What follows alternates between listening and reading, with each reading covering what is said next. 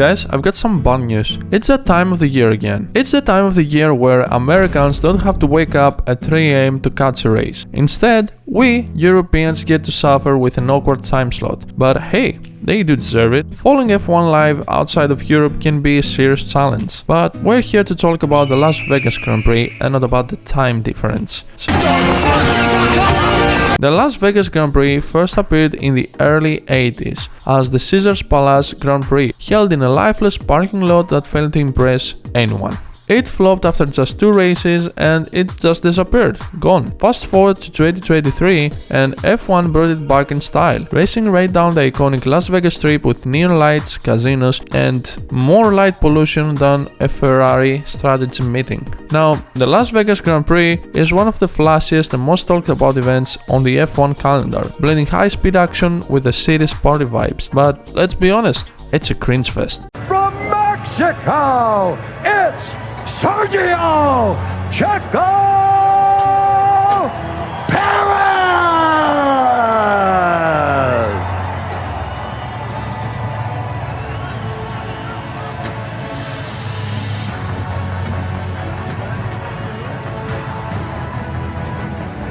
The only upside this year, Max Verstappen could clinch another championship if he doesn't drop points to Lando Norris. However, as of now, Red Bull had to manually cut Max's wing because he was losing 6/10 on the straights. What the hell? Honestly, it feels like Max is winning this season on veteran mode. But why is the Las Vegas Grand Prix so disliked by many F1 fans? You know, the ones who watch for the motorsport, not the drama or fan fiction. God damn! Well, first, the ticket prices.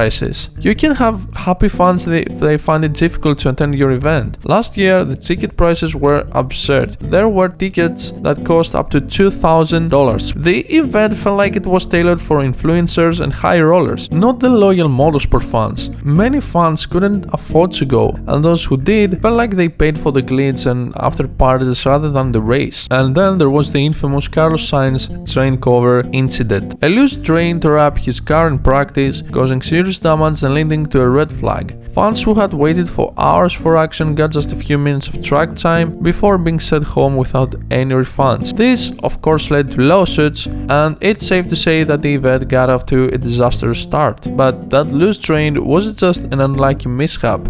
It was a sign of how rushed and poorly thought out the circuit was. It caused millions in damages for Ferrari. They had to take a very harsh penalty for something surprisingly enough wasn't their fault. And also, we're lucky it didn't become a tragedy because that loose drain could have gone anywhere when you have an F1 car that goes with over 300 kilometers. Now, while the strip looks stunning on TV, the track itself, a flat, uninspired snooze fest. It lacks challenging corners, elevation changes, and personality. It's basically a marketing gimmick dressed up as a race. The only good thing about this circuit is that it looks like an upside down pig. I'm kidding you not, once you see that, you cannot unsee it.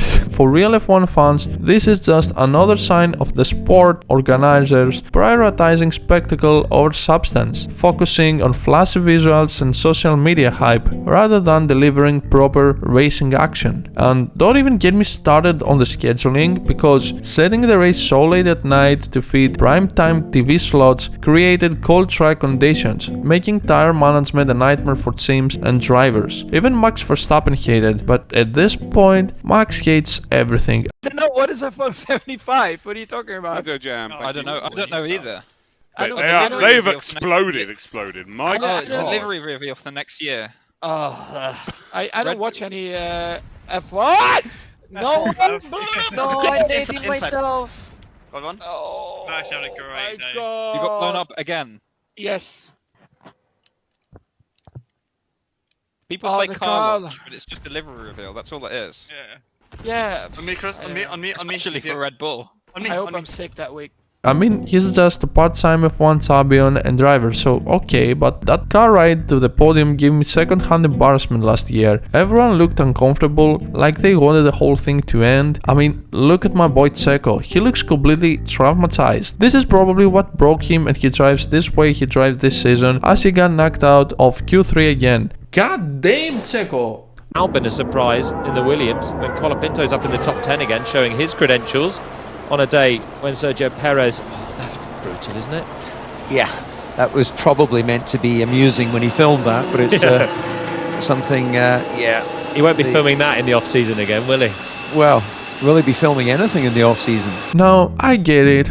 F1 needs to make money and appeal to new audiences, but let's not forget F1 is still supposed to be a sport. It's the pinnacle of motorsport. The best drivers, engineers and teams compete in a game of precision, consistency and innovation. F1 isn't WWE. It's not about theatrics and over-the-top presentations. Fans tune in and see skill and competition, not awkward celebrity moments or a glorified light show. In the end of the day, F1 has some of the best drivers in the world, driving machines that were made from some of the best engineers in the world. Don't destroy that. Imagine if in the most popular sport in the world, football, or for American French, soccer, stopped every 10 minutes to roll out a red carpet or had halftime shows that overshadowed the match. That's what the Las Vegas Grand Prix feels like. A spectacle first, a race second. The train cover incident perfectly captured this rust style over substance approach. I mean, sure, the circuit looks flashy, but the layout is dull and uninspired. And the late scheduling compromises the racing quality, as many teams even this year still suffer with tire temperature. And let's be honest, this over-the-top presentation is awkward, even for American F1 fans.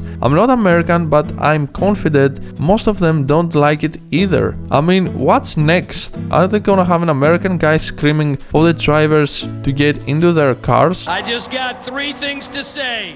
God bless our troops, God bless America, and gentlemen, start your engine!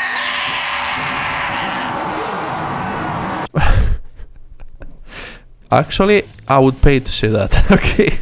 Still, as an F1 fan, more races can feel like a big W, but at this point, the calendar is bursting. F1 isn't like football. It requires immense planning, resources and travel. Adding more races risks diluting the quality and putting too much strain on teams. Now, at this point of the video, I wanna thank you because when I woke up, I saw that we made it past the 100 subscribers and I'm very grateful for that because making videos requires a lot of time. I want to say thank you. Now, if we reach 1,000 subscribers next, Sir Lewis Hamilton told me he will win his 8th championship next year with Ferrari.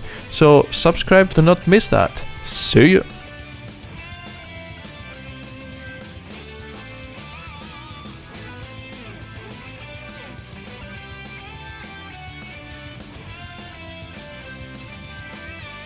Pierre Gasly!